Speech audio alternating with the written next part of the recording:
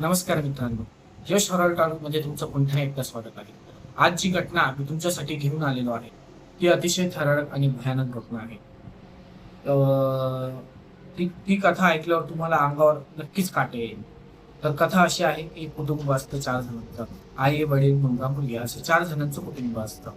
तर वडिलांना आहे ना, एका दुसऱ्या शहरामध्ये चांगल्या ठिकाणी जॉब लागतो. तर त्यांची शिफ्टिंग तिथे होते. तर त्या मुलालाही चांगलाच जॉब लागतो, त्याच शहरामध्ये लागतो. तर त्यांचं असं ठरतं, की आपण त्या शहरामध्ये जाऊन राहायचं. तर मग ते त्या शहरामध्ये जातात. त्यांच्या राहण्यासाठी त्यांना एक अडचण येते. ती अडचण म्हणजे खोली. तर त्यांना लवकर खोली भेटत नाही. ते अगदी ज्या ठिकाणी जातात तिथे अतिशय भाडं भरपूर असतं. नाहीतर मग ते भाडं कमी तर खोली छोटी, असं त्यांना प्रॉब्लेम येतो. तर मग शोधता-शोधता ते एका सोसायटीत जातात. त्या सोसायटीमध्ये त्यांना एक रूम. जेव्हा त्या घर मालकाशी त्यांचं बोलणं होतं, तर तो घर मालक त्यांना असं सांगतो, की मला पैशाची अजिबात ताण नाहीये. माझं घर कोणीतरी सांभाळलं पाहिजे, माझी हीच इच्छा आहे. नंतर जेव्हा ते घर बघता, तेव्हा ते घर असं होतं, की अतिशय खूप वर्षापासून ते घर कोणी उघडलेलंच नाहीये.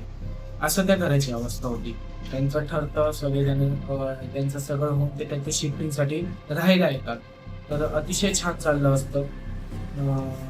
काहीच त्यांना प्रॉब्लेम होत नाही. पण थोडे दिवस अगदी सुखाने जातात. थोड्या दिवसानंतर त्यांना काहीतरी प्रॉब्लेम येऊ लागतात. जसं की घरामध्ये कोणाचा तरी चालण्याचा आवाज, कोणीतरी एकसारखं आपल्याकडे बघतंय. किचनमधून भांडे पडण्याचा आवाज येतो. पण किचनमध्ये गेल्यावर भांडे जागीच आहे. कोणतंच भांडं पडलेलं नाहीये. तर कधी-कधी काय व्हायचं, की दोघं वडील आणि मुलाला कधी-कधी कामानिमित्त नाईट शिफ्ट करावी लागायची. तर ती नाईट शिफ्ट ला करत असताना फक्त मुलगी आणि आई हे दोघंच घरी असायचे. त्यांना दोघांना रात्रीचे असा कोणीतरी आरोळी मारतंय किंवा कोणीतरी बोलवतंय, असे भास होत होते. मग त्यांनी ते त्यांच्या घरच्या म्हणजे वडिलांना आणि मुलांना सांगितलं, की असा-असा प्रॉब्लेम होतोय. तर त्यांनी मुलं म्हणे, की "आता नवीन जागा आहे, आपल्याला त्याचा भास होत असेल, असं काही नसेल इथे." ते दुर्लक्ष करतात.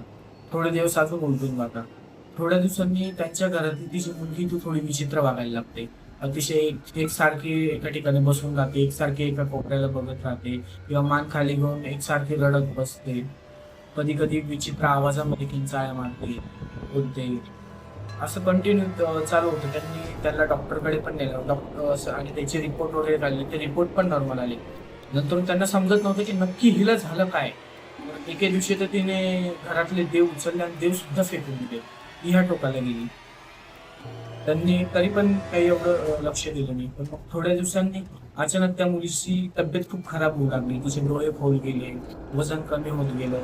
अतिशय 30-35 किलोवर ती मुलगी आली. अतिशय घरच्यांना टेन्शन आलं, की ह्या मुलीला नक्की झालं काय? त्यामुळे त्यांनी एका चांगल्या मठामध्ये गेले. त्या मठांच्या स्वामींना विचारलं, "स्वामी असं-असं आमच्यासोबत घडतंय." त्यांनी विचारलं, "तुमच्या घरामध्ये तुम्हाला काही वेगवेगळे अनुभव येतात का?" त्यांनी सर्व सांगितलं. "ठीक आहे. मी सध्या तुम्हाला एक यंत्र देतो. ते यंत्र तुमच्या घरामध्ये ठेवा आणि मी सर्वांना धागे बांधून देतो. ते धागे कधीच काढू नका." तर परत ठरतं धागे वगैरे बांधतात ते त्यांच्या घरी जातात. नंतर 6 महिने त्यांना काहीच प्रॉब्लेम होत नाही. काही म्हणजे काहीच प्रॉब्लेम होत नाही. त्यांना त्या मुलीची तब्येतही सुधारायला लागते. अगदी घरामध्ये एकदम हे चालायला लागतं. पण एके दिवशी काहीतरी कारणाने तो धागा तुटून जातो. तुटल्यानंतर पुन्हा तो त्रास त्या मुलीला व्हायला लागतो. पुन्हा तिची तब्येत खराब होऊ लागते. मग त्यांनाही खूप विचित्र वाटलं. त्यांनी आता ठरवलं, की आपण इथे राहायचं नाही. त्यांनी ते घर सोडून दिलं. सोडून दिल्यानंतर ते वेगळ्या ठिकाणी राहायला गेले. वेगळ्या ठिकाणी राहायला गेल्यावर नंतरून त्यांना त्या घराचा किस्सा समजला, की नक्की असं का होत होतं, त्या घरामध्ये असं का घडलं होतं. तर तो किस्सा असा होता, की त्या घरामध्ये 5 वर्षापूर्वी त्या घरामध्ये एक जोडपं राहायला आलं होतं. तर ते अतिशय चांगलं नवीन लग्न झालेलं जोडपं तिथे राहत होतं. पण तो माणूस त्याच्या बायकोकडे नेहमी हुंडायची माग करायचा. तुझ्या घरच्यांनी हुंडा दिला नाही, असं केलं नाही, हे केलं नाही, ते केलं नाही. नेहमी त्यांच्यामध्ये भांडणं व्हायची. बाजूचे शेजारचे लोक सुद्धा कंटाळून गेले होते त्यांच्या आवाजामुळे. त्यांचे भांडण सतत होतच राहायचे. त्यांनी घर मालकाला कितीदा हे सांगितलं. एके दिवशी त्यांचं एवढं मोठं भांडण झालं, इतकं मोठं की त्या माणसाने त्या बाईचा खोलीमध्ये गळा दाबून टाकला आणि ती बाई त्याच जागी ठार होऊन गेली. तर आणि बाहेर पोलिसांना कळू नये म्हणून त्या माणसाने त्या बाईचे बारीक तुकडे केले आणि टॉयलेट बाथरूममध्ये त्याने ते तुकडे वाहून दिले. थोडे दिवस काहीच प्रॉब्लेम झाले, पण नंतर त्या माणसाला तो त्रास व्हायला लागला. शेवटी तो माणूस पोलीस स्टेशनला गेला. त्या म्हणजे त्याने त्या पोलिसांसमोर स्वतः सरेंडर करून अशी ही घटना घडली. अजूनही तो फ्लॅट तिथेच आहे, ती सोसायटी पण तिथेच आहे आणि तो फ्लॅट अजूनही बंदच आहे. तर मला सांगा मित्रांनो, ही घटना तुम्हाला कशी वाटली?